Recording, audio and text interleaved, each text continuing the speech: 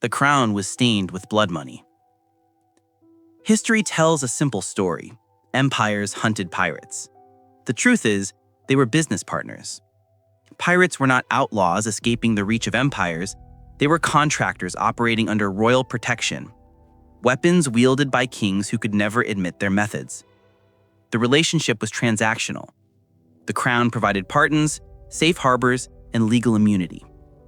In exchange, pirates delivered plundered wealth, destroyed rival trade routes, and waged undeclared wars that no treaty could condemn. This wasn't corruption, it was state policy. The blueprint that turned pirates into instruments of empire is still in use today, hidden behind different names, different ships, different seas. If you cannot see the pattern, you will not recognize when you are the target. This is the story of the alliance that rewrote the rules of wealth and power. And it begins with the moment a king realized that the fastest way to build an empire was not to fight pirates, but to hire them. In the early 17th century, Europe was locked in a silent war over trade. The Spanish Empire controlled the majority of the New World silver, the Dutch dominated Asian spice routes, and the English were desperately searching for a way to compete without triggering open conflict. Official war was expensive, destructive, and politically dangerous. Treaties bound monarchs to agreements their economies could not afford to honor. But there was another option, one that required no declaration, no diplomacy, and no accountability. The solution was privateering, state-sanctioned piracy. A privateer was legally indistinguishable from a pirate except for one document, a letter of marque, a royal license to commit acts of war without triggering a formal declaration. The privateer attacked enemy merchant ships, seized cargo, and returned a percentage to the crown. The king denied involvement, the privateer kept his share, and the rival empire had no legal recourse. It was plausible deniability as foreign policy. England perfected this system under Elizabeth I. Sir Francis Drake, one of the most successful pirates in history, was knighted for his raids on Spanish treasure fleets. He was not a rebel. He was an agent of the crown, operating with explicit royal approval. His attacks on Spanish gold shipments weakened Spain's ability to finance its wars, drained its treasury, and destabilized its economy. The Spanish crown demanded his execution. Elizabeth gave him a title. This was not unique to England. France employed corsairs from Dunkirk and Saint-Malo to raid Dutch and English merchant vessels. Spain used its own privateers to attack French and English shipping. Every empire understood the same principle. A pirate with a license was cheaper than a navy, more expendable than an official fleet, and far more effective at economic warfare. If the privateer succeeded, the crown profited. If the privateer was captured, the crown disowned him. The genius of the system was its flexibility. A letter of marque could be issued in secret, revoked without warning, and reissued when convenient. A privateer could be celebrated as a hero during war and condemned as a criminal during peace. The relationship was transactional, not moral. The only rule was profit. This was the foundation of the hidden alliance. Pirates were not enemies of the state, they were instruments of the state, deployed when open conflict was too costly and retracted when political convenience demanded it. The line between piracy and policy was not legal, it was financial. And the moment a pirate stopped being useful, the crown erased him. The alliance between crown and pirate was not abstract theory. It was institutionalized, systematized, and executed on a global scale. 3 cases reveal the depth of this partnership. France and the corsairs of Dunkirk. Under Louis XIV, France faced a critical problem. The Dutch controlled the North Sea trade routes, and the English navy was too powerful to challenge directly. Open naval war would drain the French treasury and risk catastrophic defeat. Louis chose a different strategy. He turned Dunkirk into a corsair haven, a state-sponsored pirate base that operated with full legal immunity. The corsairs of Dunkirk were not criminals. They were licensed by the crown, protected by French law, and celebrated as national heroes. Their mission was simple: destroy Dutch and English merchant vessels without giving either nation grounds for formal war. Throughout the late 17th and early 18th centuries, Dunkirk corsairs captured hundreds of merchant vessels, crippling Dutch trade dominance and forcing England to divert massive naval resources to convoy protection. Louis never declared war. He simply unleashed pirates and counted the profits. The Knights of Malta, Christian pirates with papal approval. In the Mediterranean, the line between piracy and religion disappeared entirely. The Knights Hospitaller, a Catholic military order, operated from Malta after being granted the island by Emperor Charles V in 1530. With papal recognition and the protection of European monarchs, their mission was to raid Ottoman and Barbary merchant vessels, seize Muslim slaves, and sell captured goods in European markets. This was not piracy, it was a crusade. The Knights of Malta held legal immunity across Christian Europe. They operated their own courts, their own navy, and their own slave markets. They attacked ships, sacked coastal towns, and captured thousands of prisoners, all under the protection of the Church and the Crown. The Spanish Empire funded them, the Pope blessed them, and European merchants bought their plunder without question. Corsairing became the Knights' primary source of income, funding massive fortifications like Valletta. The Knights were not outlaws. They were the most legitimate pirates in history. Blackbeard and the colonial governors. In the American colonies, the alliance was more personal. Edward Teach, known as Blackbeard, terrorized the Atlantic coast for years, but his success was not due to skill alone. Colonial governors in North Carolina provided him with safe harbor, advance warning of naval patrols, and legal pardons in exchange for a share of his plunder. Governor Charles Eden of North Carolina granted Blackbeard official pardons under the King's Act of Grace, allowing him to operate with impunity. The relationship was transparent to those who understood it. Blackbeard was not evading the law, he was protected by it. His downfall came only when Virginia's Governor Spotswood, frustrated by the complicity of his neighbors, sent a secret military expedition to kill him without trial. Blackbeard was not arrested, he was assassinated, because a trial would have exposed the governors who enabled him. These were not isolated incidents, they were the standard model. Pirates operated with state protection as long as they served state interests. The moment they became inconvenient, the alliance dissolved and the pirate was erased. The structure was identical across every empire. Profit justified protection, and exposure justified execution. The alliance never disappeared, it just learned to hide in plain sight. The ships changed, the weapons changed, the oceans changed, but the structure remained identical. Today, the state-sponsored pirate does not sail under a black flag. He operates through offshore accounts, shell corporations, and legal structures designed to obscure accountability. The letter of marque has been replaced by regulatory exemptions, special economic zones, and sovereign immunity agreements. The principle is unchanged: plunder with permission, profit without accountability, and vanish when convenient. Consider the playbook of modern financial piracy. Sovereign wealth funds from authoritarian states acquire strategic assets in foreign economies, not through transparent investment, but through layered ownership structures that disguise control. Oligarchs close to ruling regimes extract national resources, transfer wealth abroad, and store it in jurisdictions that refuse extradition or disclosure.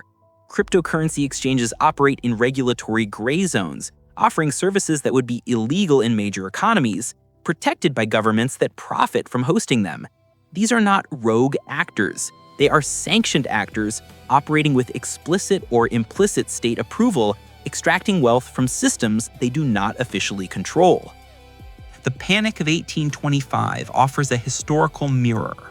Latin American nations, newly independent from Spain, issued bonds to European investors, promising repayment from future trade revenues. British banks facilitated the sales and speculators flooded the market. The bonds were based on wildly unrealistic projections. The revenues were speculative. The governments had no proven capacity to repay. When the defaults cascaded in summer of 1825, British investors lost fortunes, but the intermediaries, the banks and brokers who structured the deals, walked away with fees and commissions. They were protected by legal distance. They had not issued the bonds, they had only sold them. The playbook was identical to privateering: profit from plunder, deny responsibility, and let the victims absorb the loss. The Austrian Empire's paper golden inflation of 1811 to 1816 reveals another parallel. Facing bankruptcy from the Napoleonic Wars, Austria printed paper currency without gold backing, forcing citizens to accept it at face value while the state spent it into the economy. The result was predictable. The paper notes were devalued to 1/5 of their original value through official state bankruptcy in 1811. The state transferred its debts onto the population, devalued the currency, and emerged with its power intact. This wasn't theft, it was statecraft, and those who trusted the official currency were the victims, not the criminals. Today, the same pattern repeats by creating money from nothing, erasing government debt with newly printed currency, and treating endless deficits as a normal. The state prints, the population loses purchasing power, the connected institutions receive the freshly created money first before inflation spreads. This is not accident, it is design. The modern state does not need pirates to plunder foreign wealth. It plunders its own citizens using the same structure of legal immunity and enforced trust that protected privateers centuries ago. History reveals a harsh truth. Those who trusted the system were destroyed. Those who understood the system survived. When the Gupta Empire collapsed in the 6th century, the fiscal crisis was not sudden, it was decades in the making. The empire debased its coinage, increased taxation, and relied on tribute from weakening vassal states.